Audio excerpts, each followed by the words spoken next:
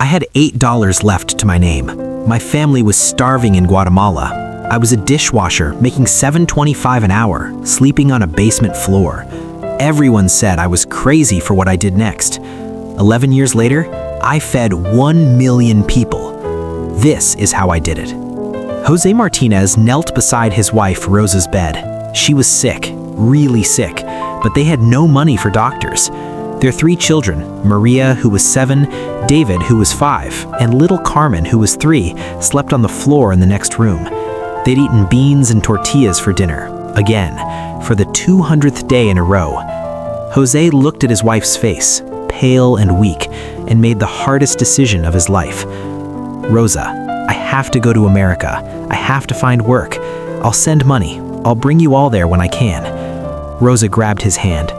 Promise me you'll come back for us. I promise, José whispered, no matter what it takes. 3 weeks later, José Martinez crossed into America with $47 in his pocket, a 4th grade education, and 0 English skills.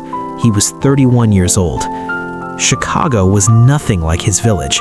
The buildings were taller than mountains. The cold cut through his thin jacket like knives. The language was impossible. For 2 weeks, José slept in a church basement, eating from food banks, desperately searching for work.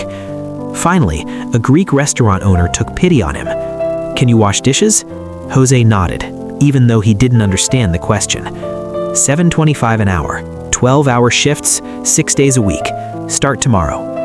José wanted to cry with relief. The work was brutal. José's hands blistered from scalding water within hours. His back screamed from standing over sinks for 12 hours straight. The other kitchen workers spoke too fast. He understood nothing. But José didn't complain. He couldn't afford to. He found a room in a basement, shared with 5 other immigrant men. His space was a mattress on the floor. His rent was $180 per month. His weekly routine became mechanical.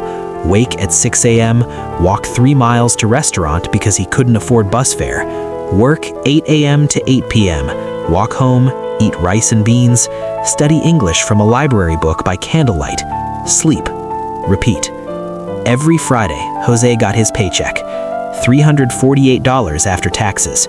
He'd send $200 to Rosa in Guatemala, keep $100 for rent and food, save $48. After 4 months in America, José had saved $192. At this rate, it would take him 9 years to save enough to bring his family. 9 years. His daughter Maria would be 16. Carmen would be 12. They'd grow up without him. José lay on his mattress and cried silently so his roommates wouldn't hear. But then something happened that changed everything. It was December 2013. José had just finished a double shift, 16 hours straight. His manager had asked him to stay late for a catering order. José never said no to extra hours. It was 2 a.m. The temperature was 12 degrees Fahrenheit. José pulled his thin jacket tighter and started the long walk home. That's when he saw him, an elderly homeless man, curled in a doorway, shivering violently, clearly hypothermic. José stopped. His lips were blue, his fingers were white. He wasn't going to make it through the night without help. José reached into his pocket. He had exactly $8, every penny he had until Friday, 3 days away. He'd already sent this week's money to Rosa. He'd already paid rent. This $8 was for food for the next 3 days. For 10 minutes, José stood there in the freezing cold, paralyzed by an impossible choice. Feed himself for 3 days or save a dying man. Then José remembered something his grandmother told him when he was a boy. Mijo, when you have nothing and you give everything, God sees, and he multiplies. José walked to the 24-hour diner on the corner. He ordered the homeless man a hot meal, coffee, and soup to go. $6.75. He walked back, woke the man gently, and gave him the food. The man's hands shook as he took the container. God bless you, son. José nodded and walked away. He had $1.50 to his name. José couldn't sleep that night, not because he was hungry, but because of a thought that wouldn't leave his mind. If I, with almost nothing, can feed one person and possibly save his life, what could I do with discipline and a real plan? Jose sat up on his mattress. He found a piece of paper and a pen. In the dim light, he wrote, "The Feeding Plan, 10-year mission. Goal number 1, bring Rosa and children to America in 3 years. Goal number 2, start nonprofit to feed homeless in 5 years. Goal number 3, serve 1 million meals to hungry people in 10 years. Jose stared at what he'd written. 1 million meals. He was a dishwasher making $7.25 an hour, living in a basement, who'd just given away his last $8. It was completely impossible, which meant he'd need discipline that was equally impossible. The next morning, Jose walked to the public library when it opened at 8 a.m. He checked out 3 books: English for Beginners, Starting a Small Business, The Richest Man in Babylon. He read them during his lunch breaks and late at night. One sentence from The Richest Man in Babylon changed his entire approach. A part of all you earn is yours to keep. Pay yourself first before all others. But Jose modified it. A part of all you earn is yours to give. Feed others first before feeding yourself. That philosophy would define the next decade of his life. Within 1 week of his decision, Jose completely restructured his life. He realized that working one $7.25 an hour job would never create the impact he envisioned.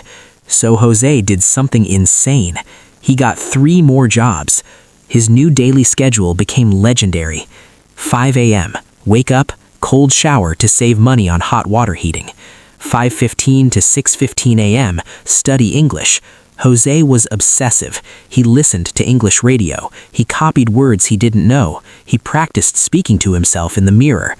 6:30 to 7:30 a.m., job number 1, janitor at an office building, $10 an hour. Jose mopped floors, emptied trash, cleaned bathrooms. 8 a.m. to noon, job number 2, dishwasher at the Greek restaurant, $7.25 an hour, his original job. 12:30 to 1:30 p.m., lunch break. Jose ate rice and beans he'd prepared on Sunday. Cost, 80 cents per meal. 2 p.m. to 6 p.m., job number 3, food prep worker at a catering company, $9 an hour. Jose chopped vegetables, prepared salads, portioned meals. 6:30 to 7:30 p.m., dinner, more rice and beans, sometimes with an egg. Cost, $1.20. 8 p.m. to 10 p.m., job number 4, night dishwasher at a 24-hour diner, $8 an hour. Plus, they let him take home leftover food.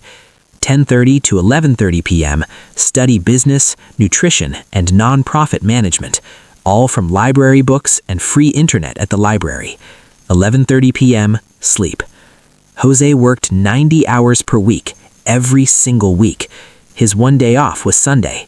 Even then, Jose studied English at a free ESL class in the morning and volunteered at a food bank in the afternoon, learning how food distribution systems worked. The financial breakdown was this. Monthly income from 4 jobs combined was $4,200. Monthly expenses were rent for shared basement room, $180. Food, $400. That's $4 per day for rice, beans, eggs, and vegetables bought in bulk. Phone, a basic flip phone, $30. Transportation, bus pass, $50. Total expenses, $380. Jose lived on $12.67 per day, total. Money sent to Rosa and the children, $1,500 per month. Saved for Feeding America mission, $2,320 per month. That's $27,840 saved per year. While Jose's roommates went to bars on Saturday nights, Jose was at the library studying. When winter came and temperatures dropped below 0, Jose wore all 4 of his shirts layered together because he couldn't afford a proper winter coat. For 3 straight years, Jose made these sacrifices. No new clothes, everything from thrift stores, $30 per year budget. No restaurants, not even McDonald's. No movies, no entertainment, no cable TV. No dating, no birthday celebrations for himself, no Christmas gifts, no alcohol, no coffee shops, no treats. Same $15 flip phone while everyone else got iPhones. Same worn-out shoes with holes in the soles. No vacation, not a single day. His roommates thought he was insane. "Jose, why do you work so hard? You're killing yourself. You'll be old before you know it. Enjoy life." Jose's response was always the same. "I'm not working for today. I'm working for 10 years from now, for 1 million meals, for my family, for people who are hungry." They'd laugh and shake their heads, but Jose didn't care. Jose wasn't just working 4 jobs, he was becoming an expert. What Jose studied every night from 11 p.m. to midnight: English language. Jose went from knowing 0 English to fluent in 18 months through obsessive practice. He'd talk to customers at the diner just to practice. He'd watch English TV at the laundromat. He'd copy words